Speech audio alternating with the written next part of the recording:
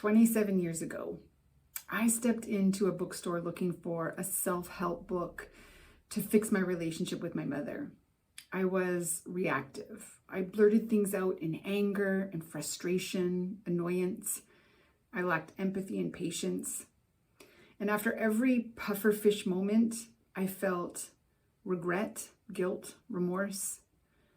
I didn't just find a self-help book, I found the entry point to emotional intelligence, self-ownership, agency, empowerment, responsibility, and ultimately freedom.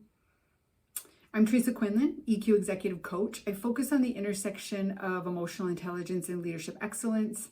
But today, I'm talking about emotional intelligence and self-leadership. For a really long time, someone else was always responsible for why I felt the way I felt, why things were hard, why I was frustrated, why I was disappointed.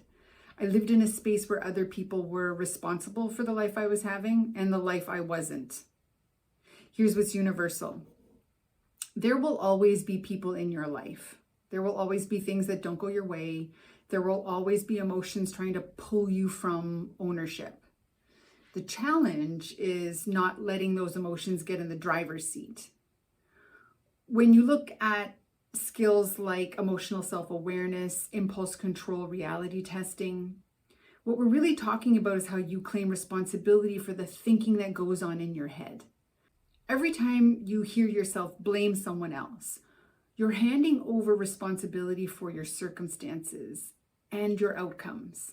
And when you do that, you end up living in emotional misalignment, stuck in negative emotions. When you stop blaming, when you stop giving away your power, you start to own the choices that got you here. And that's when you start to feel grounded. And by grounded, I mean in control. Not of life, because life isn't controllable, but in control of yourself, your agency. The day I stopped blaming other people was the day I claimed that agency. I stopped letting other people dictate what I did. I stopped letting them dictate how I felt. Here's a really specific example. I stopped blaming my boss for not giving me the raise or the promotion that I wanted. I had chosen to stay. I had chosen to attack the goals that were in front of me. I had chosen to trust her promises. Those were my choices. So when she didn't follow through with her promise, I had to own the fact that I put myself in that situation. What she chose to do, what she was doing, that was none of my business. What I chose to do about all of it, that was. Thoughts I had were, do I stay and keep trying? Do I trust she'll follow through next time? Or do I learn from this and choose differently? And I know sometimes these things sound like they're really hard questions to ask in the moment of your emotions. And they can be. In this situation, for me, the answer was clear when I asked the questions. I started my own business. From clarity to decision-making was 48 hours. And I realized that may seem very quickly, but that is the benefit of claiming responsibility, is clarity comes fast, certainty comes fast. I stopped blaming. I sat down for 30 minutes and sketched out what my business would look like, what I deeply desired and wanted to do. And I wrote myself 3 options as I did that. First option was stay and suck it up. Not happening. I'm not a victim. That's a victim role. No way. Second option was to look for the same opportunity elsewhere. And that just sounded like the same shit, different pile. Or create exactly what I want.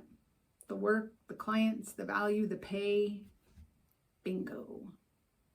I chose to invest my time, my resources, energy, expertise into the work that aligned with my strengths, what mattered to me. I curated the life I wanted. And as I wrote it down, I felt it with certainty. Emotional self-awareness and impulse control. These are emotional intelligence skills. They give you the ability to recognize that you are creating your emotions. You, not other people. You need to understand your emotion creation, why you're creating it, whether it's accurate, helpful, meaningful, or just a byproduct of ego, past experiences, self-pity, avoidance, sabotage, doubt, fear. There's a whole criteria list behind every emotion that you create. And And the day you stop blaming other people for how your life is going, that's the day you become brave and bold enough to change yourself from the inside.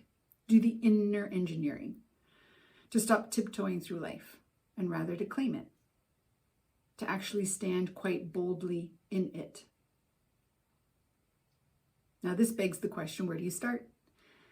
So where you start in shifting this pattern for yourself is notice every time you blame someone else. Catch the thought, catch the blame, and say to yourself, claim it. Then ask a couple questions.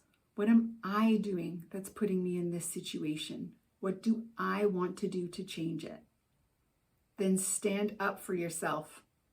Assert what you will and won't accept to yourself, because responsibility always starts with you. You have to talk to yourself about owning your life, not others. If you like what you heard, subscribe to my channel and keep watching.